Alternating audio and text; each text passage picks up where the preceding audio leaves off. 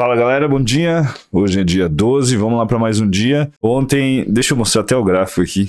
Ontem saíram dados importantes ali sobre a inflação, até comentei com vocês que era o dia mais importante da semana, de fato saiu, e aí eu tenho certeza que quem estava operando e acompanhou viu, né, o que aconteceu. Mas antes de falar de ontem, deixa eu mostrar uma coisa aqui, ó. O Yen, isso aqui é só para quem acompanha o Morning Call com frequência, tá? Com todos os dias. Vamos dizer que quem é assíduo lembra muito bem quando eu fiz essa marcação de azul aqui, ó. Essa aqui não, essa aqui eu vou apagar. É alguma coisa mais antiga. Eu fiz essa marcação de azul aqui e até comentei, né? Quando o Yen tava aqui em cima, em torno de 131 ienes para $1, né? Para você comprar $1 americano, você teria que desembolsar 131 ienes. O Banco do Japão acabou anunciando lá que ia começar a tomar medidas para dar uma segurada, justamente para não permitir que a moeda se desvalorizasse tanto assim, para não atrapalhar as exportações e por aí vai, né? E aí desde esse dia eu venho falando no Morning Call que o Yen poderia voltar a esses patamares, daí eu coloquei essa linha azul aqui e ele alcançou essa madrugada, ó. Quando a gente diminui o gráfico, aqui tá no gráfico de 1 hora, então quando a gente diminui,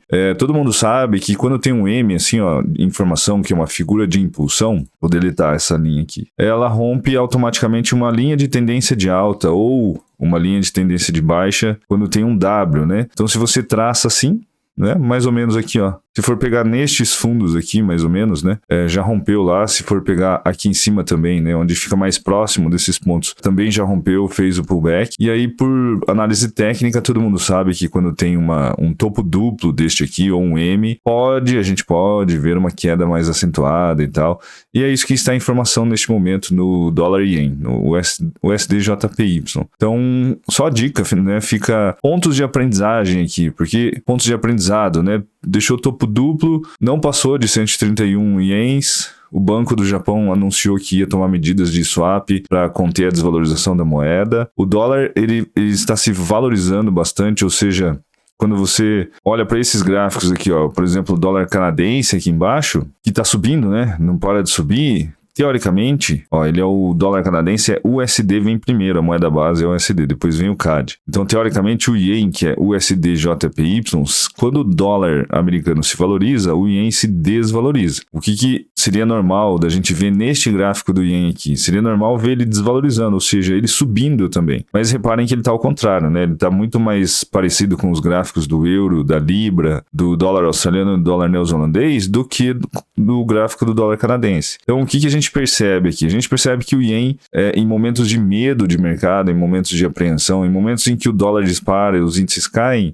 o Yen se valoriza junto, né? Então ele ainda é um refúgio seguro, vamos dizer assim, né? Então é aquela história do flight for quality, que é quando, né, tá com... A galera tá se refugiando em moedas menos estáveis, vamos dizer, mais estáveis. Antigamente era o franco suíço até voltou, o SDCHF, né? Ele até voltou a ter essa posição. Por alguns tempos aí ele não estava acompanhando dessa maneira, mas agora tá também, assim como o Yen, né? Então por isso que a gente tá vendo em momentos de medo o Yen se valorizar. Bom, você tá querendo dizer que hoje, que tem dados de inflação, se sair esses dados de inflação ruim também, e o dólar continuar subindo, o Yen, ele pode continuar caindo? Bom, se continuar dessa forma, né, de se valorizar, vamos dizer assim, do Yen se fortalecer, da moeda de refúgio, vamos falar dessa forma, né? A galera acabar comprando o Yen justamente por refúgio, proteção? Sim. Então quer dizer que aquele M lá ele pode vir a se concluir? Não necessariamente inteiro, mas quando a gente junta, eu particularmente junto a parte fundamentalista com a parte gráfica, eu acredito que sim. Olha o euro rompendo aqui, ó. O euro tá rompendo essa região e tá indo em direção a 1 para 1. Essas aqui são as maiores mínimas do euro dos últimos, sei lá quantos anos, né? Então, ó, tô no gráfico semanal. E continua caindo bem, tá 1,04, tá próximo de 1 para 1. E faz não sei quantos anos que o euro não chega. A última vez foi em 2017, mas tem mais aqui, ó. Vamos ver se eu consigo puxar mais o zoom aqui. Eu acho que por aqui não, tem que ser outra plataforma lá. Eu não sei quantas décadas não faz que o euro não chega 1 para 1 em relação ao dólar americano. Isso significa... tá aqui, ó. 2002, 2003 foi a última vez que o euro chegou ao patamar de 1 para 1, ficar equivalente ao dólar americano, né? Depois disso foi só 2014. Então tá chegando nesses níveis aí, de 1 para 1.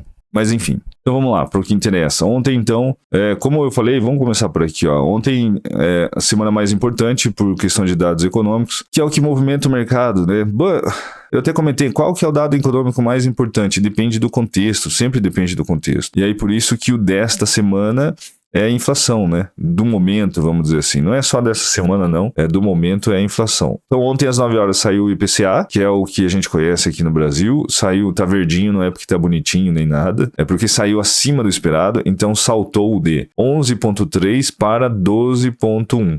Né? É bastante coisa, né, galera? Quando a expectativa era 12,07.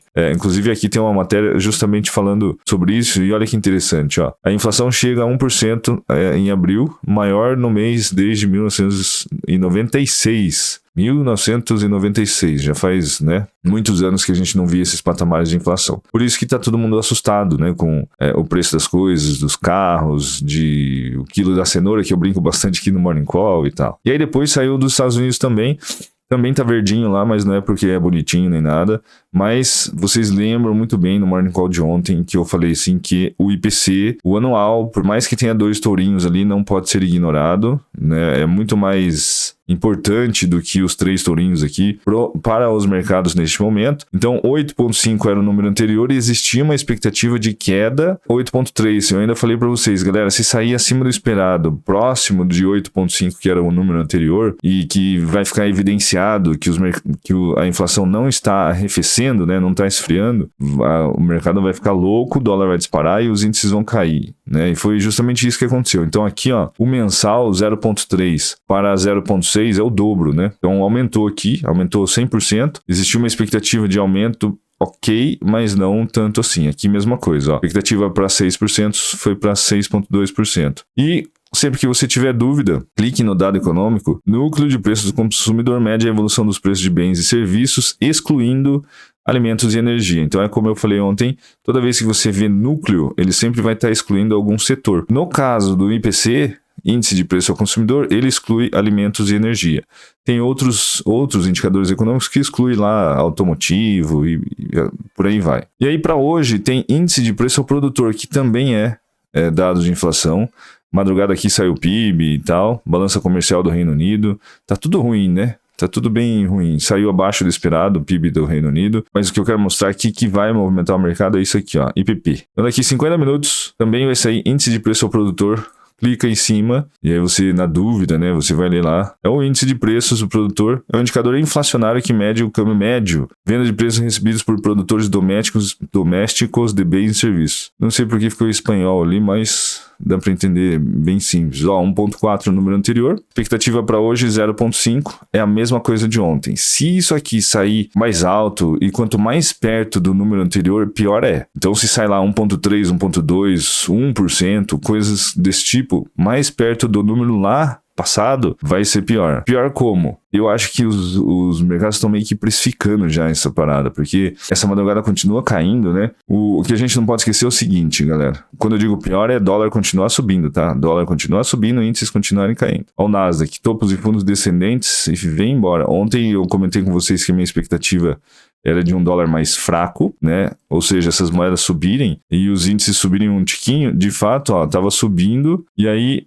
saiu o dado econômico, ainda enganou todo mundo, deixou esse engolfo aqui e depois continuou caindo, né? Bem difícil isso aqui, é bem difícil. Quando você tá só olhando pro gráfico, você fala, meu Deus, o que tá acontecendo, né? Você fica vendido, ou seja, você fica perdido, não sabe o que tá acontecendo. Então a gente não pode esquecer que as bolsas da Europa acabam precificando, né, os dados econômicos ou a movimentação que teve ontem no dia inteiro. Por exemplo, a bolsa americana ontem derreteu o dia inteiro, né, e acabou fechando ali Nasdaq com 3% negativo. As da Europa estavam fechadas, principalmente na parte da tarde. Então, de madrugada, quando elas abrem, elas acabam precificando um pouco a movimentação que aconteceu durante o dia no mercado americano. Estou falando do mercado à vista europeu lá, né? Então, essa movimentação que a gente está vendo ali dessas moedas caindo, o euro, a libra, tem muito a ver com isso também, né? Nesse momento está tudo negativo lá, continua caindo também. Ele tá aqui, ó, tudo negativo também aqui. O VIX, que é o índice do medo, também está levemente positivo. O DAX, o índice alemão, 1,8 negativo.